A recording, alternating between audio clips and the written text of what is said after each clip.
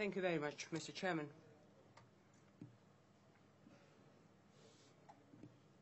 At the outset, I'd like to express our appreciation and thanks to His Excellency David Cameron, Prime Minister of Great Britain, and all the leaders who have come here and who are represented in those delegations at this conference.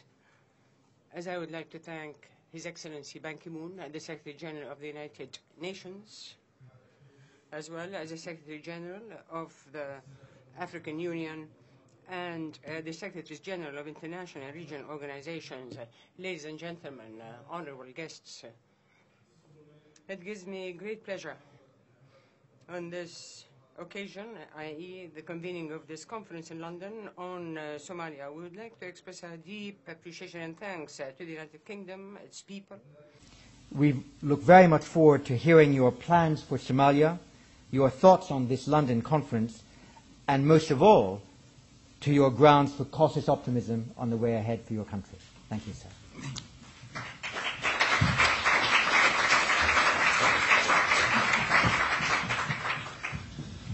Thank you, John, for your kind introduction and your kind remarks.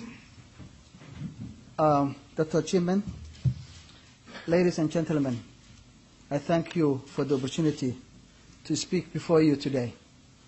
My vision is for a secure, stable, and prosperous Somalia, a Somalia at peace with itself and with its neighbors, where its citizens can go about their daily lives in safety and provide for their families with confidence and dignity. A resurgent Somalia, a tolerant Somali society where conflicts can be resolved peacefully, built on respect for traditional Somali culture, religious values, and way of life. A Somalia with an inclusive and accountable system of government that represents all of its people and in which all Somalis can feel that they have a stake. Achieving this, of course, represents a huge challenge, but it is not a utopian dream. It can be done, and we are closer than many people think. In fact, a recent report by the BBC cites a study which found that despite being described as the world's most failed state, Somalia is achieving standards of living that are equal or superior to many other African nations. The country ranks in the top half of the African countries on several key development indicators, and in fact only came near the bottom on 3 out of 13 indicators. It may also surprise many that 2 northern Somali ports account for 95% of all goat and 52% of all sheep exports for the entire East African region. Now, of course, despite these achievements, our society continues to be plagued by violence, poverty, illiteracy, and hunger. The lack of peace and security, of good and democratic governance, of a policy and legislative environment that can harness the entrepreneurial genius of our people and spread the benefits far and wide, has undoubtedly contributed to this state of affairs. Ladies and gentlemen, Somalia's problems are long-standing and complicated. Solving them require a serious and honest partnership between the transitional institutions, the African Union, the United Nations, and the broader international community. But primarily, Somalia is a sovereign nation, and ultimately, its destiny rests in the hands of its own people. Somalis must make the space, with your help and assistance, to solve their own problems. AMISOM, African Mission in Somalia, has been doing this alongside Somalia's armed forces, helping to provide the growing security space we need for the political process to flourish. And we cannot thank them enough for their commitment and sacrifice. They have made an incalculable contribution to bringing us to a place where we can see the way forward. As I speak, the United Nations Security Council is considering a resolution to expand AMISOM and provide it with the necessary tools to achieve its task of supporting us in our endeavor. It remains our fervent hope that this resolution will be adopted. I can tell you that we now have a genuine window of opportunity for Somalis to achieve the vision that I have just described. Last week in Garowe, where I used to volunteer as a university lecturer during my summer vacations, we held the second National Constitutional Conference and debated the forms and structures that will enable this. Here, a representative cross-section of Somali politicians, civil society leaders, and traditional elders agreed to reform the current Mogadishu-centric approach of government. We agreed on how this will be achieved by establishing an inclusive parliamentary Somali democracy within a federal system that recognizes the different traditions and local experience of the regions.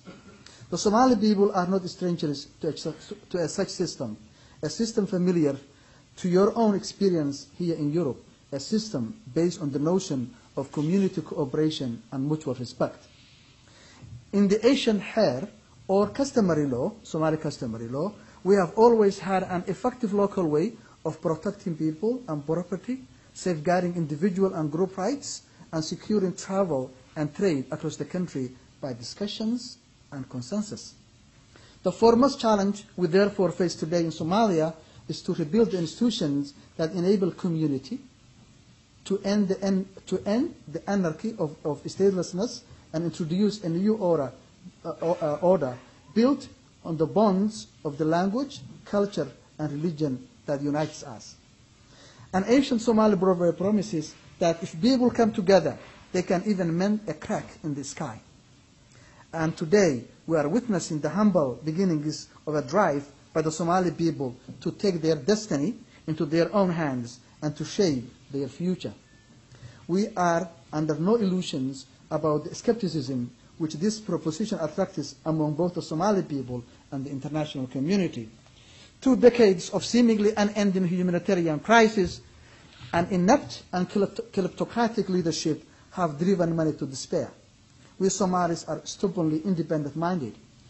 One 19th century visitor noted that it was a land where every man was his own sultan. This can be the source of enduring strength, but it has in more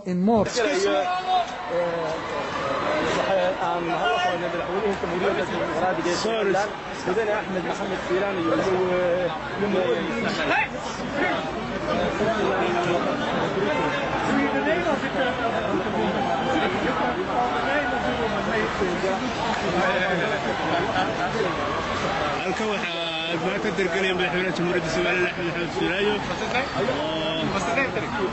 Axmed Maxamuud Siiraayo jamhuuriyadda Soomaaliland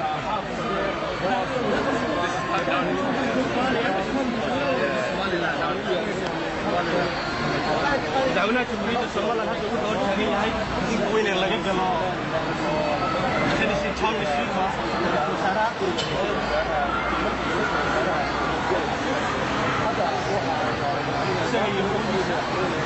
دعونا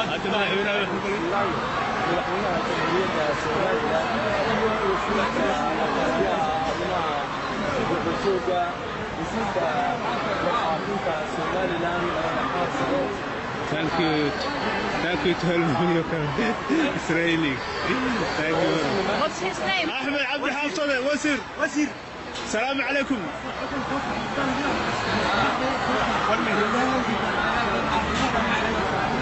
Ahmed Abdi Hafsade, يا الله سلام عليكم شباب السوالي اليوم محمد الشيخ شيخ حسن وزير التلية مدحونا حق احترام واحد كله سدنا مرة وزير كبسيط ساعد على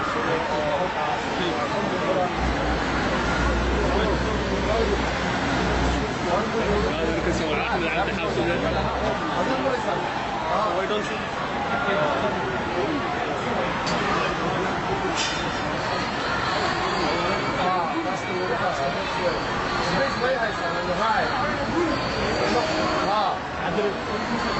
عمر رشيد وزير عمر رشيد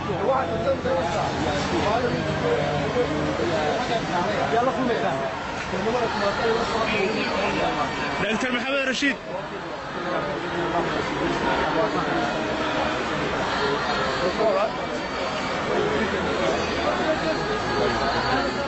محمد رشيد صح حسن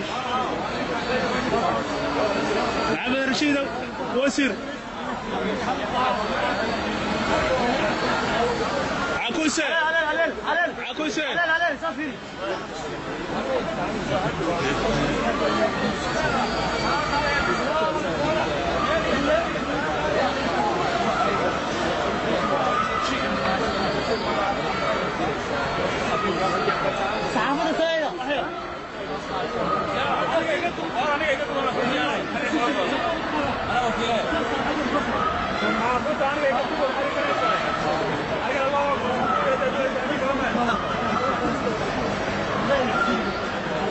أحمد عبد حفصة محمد شوقي ليسن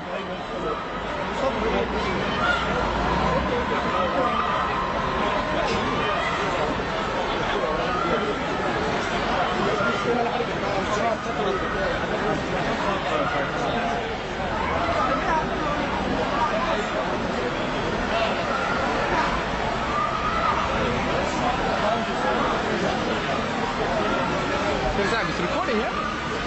Yeah. One cable.